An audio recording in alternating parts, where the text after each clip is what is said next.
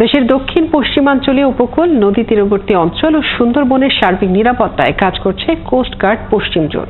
গত 6 মাসেরও বেশি সময় ধরে সুন্দরবন বিভিন্ন অঞ্চলে অভিযানের কারণে এই এলাকায় মানুষ তাদের উপর আস্থা রাখছে বলে জানিয়েছেন কোস্ট গার্ডের কর্মকর্তারা। মোংলা থেকে এনামুল হকের তথ্য ছবিতে প্রতিবেদন। উপকূলীয় অঞ্চলের নিরাপত্তা, আইন শৃঙ্খলা রক্ষা, চোরাচালান প্রতিরোধ, বনজ ও মৎস্য সম্পদ রক্ষা এবং প্রাকৃতিক দুর্যোগে মানবিক সহায়তার কাজ করছে বাংলাদেশ কোস্ট গার্ড। জেলে ও মৎস্য ব্যবসায়ীরা জানান, সুন্দরবনের জীববৈচিত্র্য সংরক্ষণ, জলদস্যু ও বনদস্যু নির্মূল, জেলেদের নিরাপত্তা, নৌপথে অবৈধ কার্যক্রম প্রতিরোধের কারণে এখন তারা কোস্ট গার্ডের উপর আস্থা রাখেন।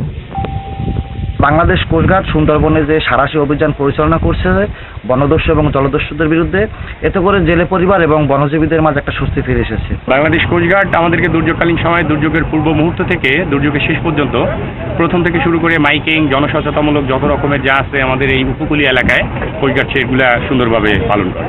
কোস্ট গার্ডের উদ্যোগে আমাদের জেলেদের সুন্দরবন ও উপকূলীয় এলাকায় খুব ভালো চিকিৎসা ব্যবস্থা দিয়ে থাকে। বন্দরের সকল ধরনের দস্যুতা, চোরাকারবারি সহ অন্যান্য বন্দরকেন্দ্রিক অপরাধ বহুল অংশে হ্রাস পেয়েছে।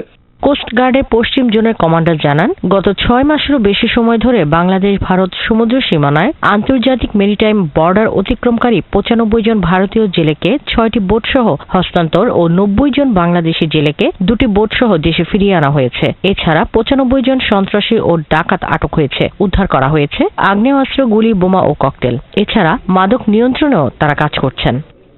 আন্তর্জাতিক মেরিটাইম বাউন্ডারি তথা IMPL অতিক্রমকারী 95 জন ভারতীয় জেলেকে 6টি বোট সহ হস্তান্তর করা হয়েছে এবং 90 জন বাংলাদেশি জেলেকে 2টি বোট সহ দেশে ফিরিয়ে এনে তাদের নিজ নিজ পরিবারের নিকট হস্তান্তর করা হয়েছে। সুন্দরবনে ডাকাত কর্তৃক অপহৃত মহিলা সহ সম্প্রতি 35 জন নিরীহ জেলেকে আমরা উদ্ধার করেছি এবং সমুদ্র ও নদীতে দুর্ঘটনা পতিত নৌকা থেকে 150 জন বেশি ব্যক্তিবর্গকে আমরা জীবিত উদ্ধার করতে পেরেছি। আইন শৃঙ্খলা রক্ষা ও নিরাপত্তা নিশ্চিতে বাংলাদেশ কোস্ট গার্ড, নৌবাহিনী, র্যাব, পুলিশ, বন বিভাগ, মৎস্য অধিদপ্তর এবং শিপিং সহ অন্যান্য সংস্থার সাথে সমন্বয়ে যৌথ অভিযানও পরিচালনা করা হচ্ছে। শাকিলা শম্পা, 71।